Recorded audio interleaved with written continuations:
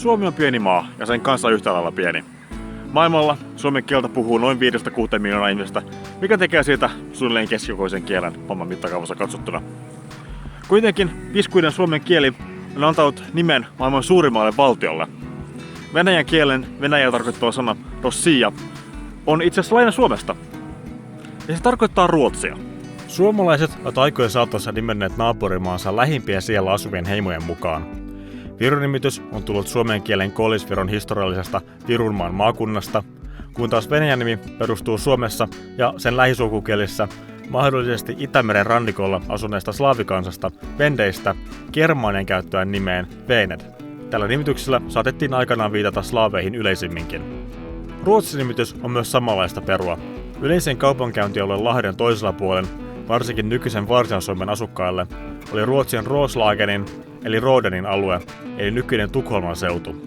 Nimitys sitten levisi kattamaan kaikkea muutakin meren länsipuolella.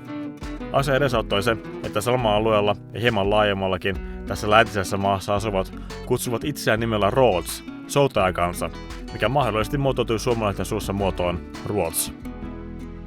Kun sitten Ruotsista ja muualta Skandinaaviasta lähti viikinkiaikana seikkailijoita etsimään uusia maita ja rikkauksia, osa heistä päätti suunnata kohti itää ja Nevajoen kautta kohti Kaakkoa.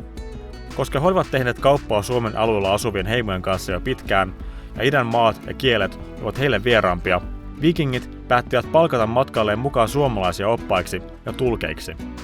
Nämä suomalaiset esittivät nämä uudet tulijat itselleen tutulla nimellä, joka slaavit lausuvat muodossa Ruus.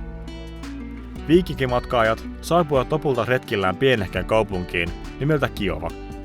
Käytyään ensin jonkun aikaa kauppaa tämän kaupungin kanssa, viikinkimatkaajat päättivät ottaa kaupungin haltuunsa itse ja perustaa alueelle oman valtionsa, Kievan Rusin tai Rusinmaan. Rusin sotilaat muun muassa taistelivat yhdessä Rooman valtakunnan tai Byzantin kanssa, ja muutamassa sukupolvessa olivat ottaneet omakseen ortodoksen kristinuskon ja sulautuneet aluetta alunperin asuttaisiin slaaveihin.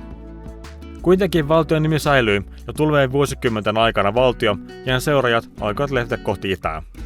1300-luvulla he perustivat valtion nykyisen Moskovan ympärille, muuttaen vuosien saatossa nimensä muotoon Rossija.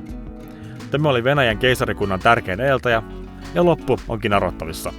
Viikingit ovat aikojen saatossa nimenneet monta muutakin paikkaa tässä maailmassa, Grönlannista Ranskan Normandiaan.